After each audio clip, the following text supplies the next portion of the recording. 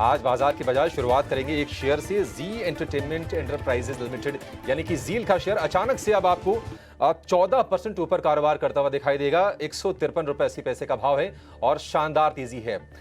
सोनी के साथ डील के मामले में निपटारे के लिए समझौते की खबरें आ रही हैं। डिम्पी, निश्चित तौर पर सेंटिमेंट के लिहाज से काफी ज्यादा बड़ी ये खबर है। सेंटिमेंट के लिहाज से, उनकी कंपनी के लिहाज से बहुत इंपॉर्टेंट है। देखिए, इसमें पहले सोनी ने डील को, करार को कैंसिल किया था। आपको पता है पूरा का पूरा मैटर कैसे हुआ था।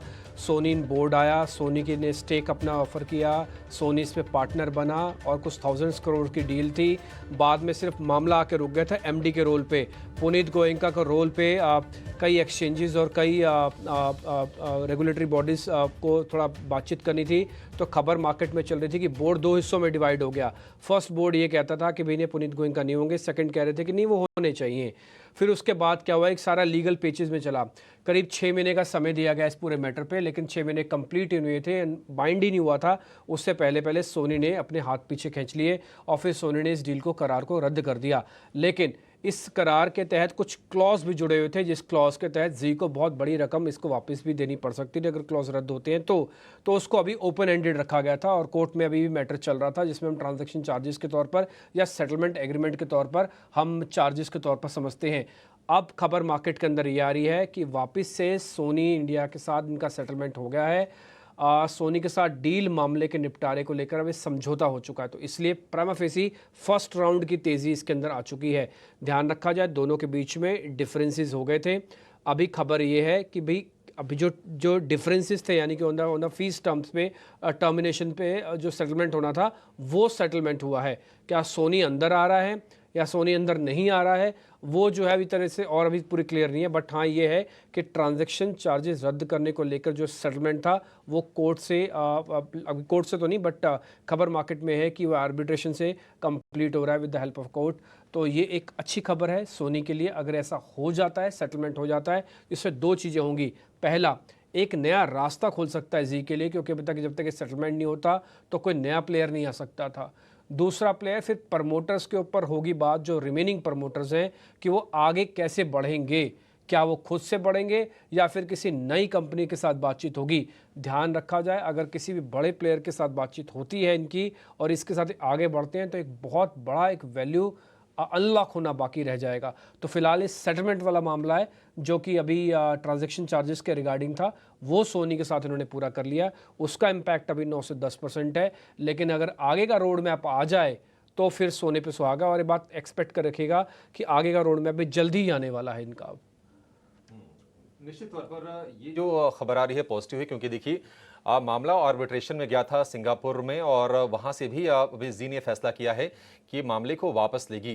तो कुल मिला जुलाकर अगर हम डील की बात करें तो जो ट्रांजैक्शन कॉस्ट रही थी 400 करोड़ रुपए के आसपास की, उसके बाद डील तोड़ने के एवज में भी सोनी ने बहुत ही मोटी रकम मांगी थी जी से, और ये पूरा का पूरा मामला फिर हमने देखा था कि एनसीएलटी में भी गया था। तो वहां से एक निश्चित तौर पर राहत की खबर कि कम से कम ये जो कानूनी पेचीदगियां थी या फिर जो भी डिस्प्यूट की तरफ चीजें बढ़ रही थी, वहां से एक राहत की खबर जरूर आ रही है। एक राउंड की राहत है। I repeat my words, I repeat my intelligence, और मैं अपने फीडबैक से आपको बता रहा हूँ। मैं क्योंकि ट्रैक करता हूँ इस कंपनी को, इसलिए आपको बता पा रहा हूँ। जी एंटरटेनमेंट में एक फौरी राहत है। ये एक फौरी राहत यह है कि ठीक है, हमको लीगल पेचेस में नहीं फंसना, ना आप फंसी ना हम फंसी, हम दोनों बाहर हो जाते हैं, इससे उसको हम सेटल कर लेते हैं। सेटलमेंट वाला मामला है। लेकिन जी की बैलेंस शीट, जी का बिजनेस, इसकी ग्रोथ, ऑनरशिप किसके पास और रहेगी, प्रिवेलिंग मैनेजमेंट चलाएगी, नई मैनेजमेंट आएगी, नई कंपनीज आएंगी, ये सब कुछ अभी ओपन एंडेड है। और ये आज के बाद ही रास्ता खुला है, क्योंकि इससे पहले तो आप कानूनी अड़चनों में थे, आप बात ही नहीं कर सकते थे। अब जो सेटलमेंट हुआ है ये आगे चल के ये नोटिसेबल शेयर बनने जा रहा है अगले 2-2.5 महीने के लिए। जरूर इस पे ध्यान रखिएगा। बिल्कुल। तो ट्रांजैक्शन रद्द करने को लेकर सेटलमेंट हमने देखा था कि एक उत्साह आया शेयर में अचानक से, 155 रुपए के आसपास के हमने भाव देखे, लेकिन उस भाव से देखिए अब धीरे धीरे शेयर ठंडा होकर 8% के आसपास की तेजी रह गई है। 146 रुपए के आसपास ये शेयर कारोबार कर रहा है। बात आपसे कर लेते हैं जी के मसले पर, तो ना जाने कितनी बार आपसे चर्चा हुई होगी। एक बार जरा फिर से अपना व्यू जरा शेयर कीजिए, क्या लग रहा है, क्योंकि ये देखिए कहीं ना कहीं एक जो कश्मकश जो चल रही थी, जो एक कानूनी लड़ाई की तरफ चीजें अग्रसर थी, बल्कि हो गई थी, वो सारी चीजें बंद हो गई हैं। इसके शेयर को लेकर आपकी राय क्या होगी? तो देखिए पिछले कई सालों में हमने देखा, पिछले 4-5 सालों में देखा स्टॉक में एक बड़ा करेक्शन ऑलरेडी यहाँ पे आते हुए दिखा है। और स्टॉक में जो करेक्शन हुए थे, स्टॉक कहीं ना कहीं 100 रुपए, 110 रुपए की तरफ भी फिसलते हुए दिखा था। लोअर साइड से स्टॉक में एक रिकवरी जरूर बनी है। अब न्यूज के चलते एक अच्छा स्पाइक भी आज इंट्राडे बेसिस पे आते हुए दिखा है स्टॉक में।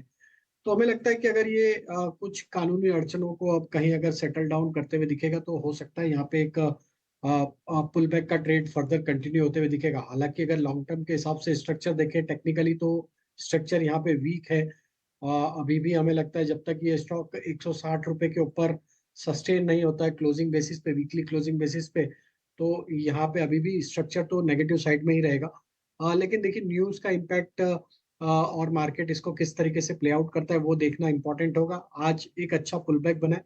जिन्होंने भी बाय कर रखा है स्टॉक को लोअर साइड पे, उनके लिए सलाह ये होगी 138 का स्टॉप लॉस, अगर ट्रेडिंग पॉइंट ऑफ व्यू से लिया तो 138 का स्टॉप लॉस जरूर फॉलो करें।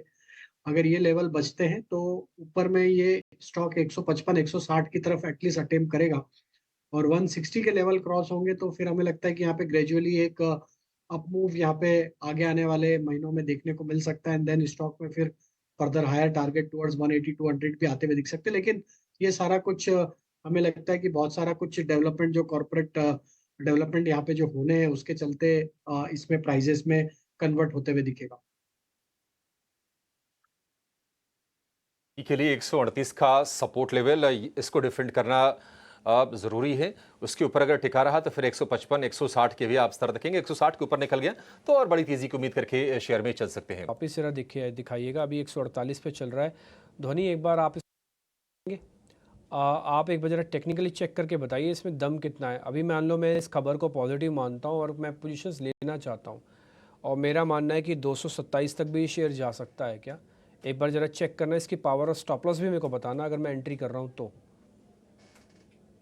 अभी फिलहाल न्यूज बेस्ड इसके अंदर जो अपमूव देखने को मिला है, उसके साथ वॉल्यूम भी काफी इसके अंदर स्पॉट देखने को मिला है। बट ये कितना सस्टेनेबल रहेगा on the higher side, technically एक रेजिस्टेंस देखने को मिल रहा है। डेली चार्ट्स पे अगर आप देखें तो 165 से 170 के जो लेवल है वहां पे 200 period EMA as well as price action दोनों की तरफ से डेली चार्ट्स में इसके अंदर एक रेजिस्टेंस देखने को मिलेगा। तो अभी फिलहाल के लिए तो मैं कोई बाय एंट्री सजेस्ट नहीं करूंगी। कल की सेशन में अगर स्टॉक यहाँ पे ओपनिंग देता है जिसमें कोई भी एक डिप मिलता है आपको बाय करने के लिए नीचे की तरफ में 140 से 43 के लेवल्स के पास, तो इसके अंदर फ्रेश एंट्री करी जा सकती है।